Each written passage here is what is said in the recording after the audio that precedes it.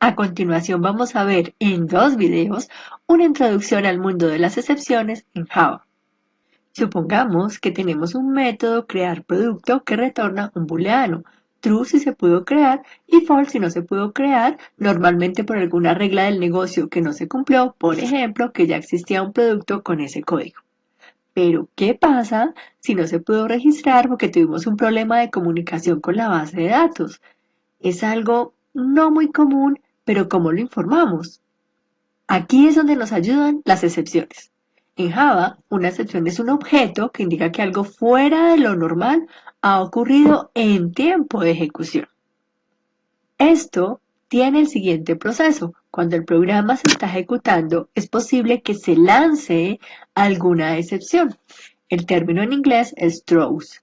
Cuando una excepción se lanza, se detiene la ejecución normal del programa y aparece como un mecanismo adicional que se encarga de buscar dónde se va a capturar o manejar esa excepción. Dentro de mi programa debe haber algún catch que se encargue de capturar esa excepción, allí se controla y la ejecución continúa a partir de ese punto donde se capturó. Entonces recuerden, en ejecución es posible que se lance una excepción, en ese caso se detiene el proceso y vamos a buscar en qué parte hay un catch para manejarla y poder volver a la normalidad. Ahora, para lanzar una excepción, previamente se tuvo que haber definido de qué tipo era. Existen diferentes tipos de excepciones que son clases en Java. Podemos usar algunas que ya tiene el API de Java o se pueden crear nuevas excepciones propias. Para crear una excepción propia hay que definir una clase que herede de la clase exception de Java o de alguna de sus clases hijas. Hay algunas muy especializadas como runtime exception de la que hablaremos más adelante. Por ejemplo, digamos que para el método de crear un producto yo he decidido que si hay un problema de conexión voy a lanzar una excepción propia llamada communication exception. En ese caso definiría la clase public class communication exception heredando extends de exception. Internamente puedo dejar esto vacío porque la clase exception ya tiene todo lo necesario o le puedo definir un constructor para que reciba un mensaje. Esto es interesante si quiero poner alguna información específica. Esto se representa en un diagrama de clases colocando el estereotipo exception. Por ejemplo, communication exception sería el nombre y arriba tiene el estereotipo. Esto se complementa indicando cuál es la clase que puede lanzar esa excepción. En este caso se relaciona con una dependencia. Por ejemplo, si la clase control productos es la que tiene el método guardar producto, que definimos que podría lanzar la excepción, tendríamos esta relación de dependencia con nuestra clase exception.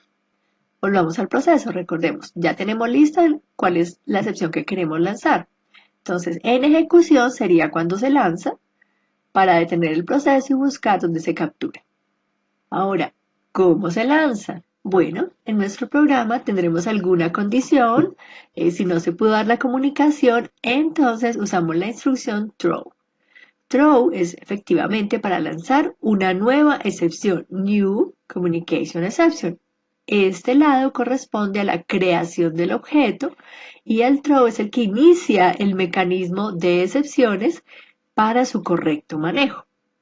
En este momento, el flujo de control del programa pasa a buscar un catch y va retrocediendo en los métodos que se han llamado lo que conocemos como el stack trace o la pila de llamados hasta encontrar un catch. Si no encuentra un catch, entonces ahí es donde nos salen estos mensajes, de pronto los han visto cuando ejecutan un programa. No es bueno. Lo que debemos hacer es capturar y manejar apropiadamente las excepciones. ¿Cómo las capturamos? Para eso se usan en Java las instrucciones try y catch. Dentro del bloque try tenemos todas las instrucciones que se deben ejecutar si todo sale bien. y posiblemente alguna de ellas pueda lanzar una excepción, pero acuérdense que solo en casos excepcionales. Entonces, si todo sale bien, se ejecuta todo lo que está dentro del bloque try y luego continúa con normalidad después del catch. Pero si en ejecución se presenta algún problema, dentro de este método se lanza la excepción, aparece el mecanismo, busca el catch y aquí lo encuentra.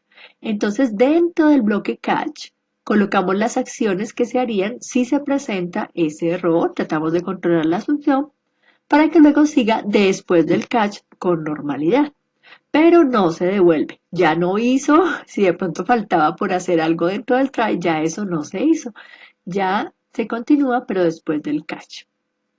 En el catch yo puedo capturar una o más excepciones. Hay que poner cuál es el tipo de excepción que voy a capturar y un nombre para el objeto que voy a recibir. Aquí hay un ejercicio para que analices cómo se comporta el programa en dos situaciones donde se ubica diferente el try catch. En la primera situación tenemos aquí un try catch porque en esa instrucción es posible que se lance una excepción si el nombre de la clase no existe. Pero miren que el try catch está dentro de un while.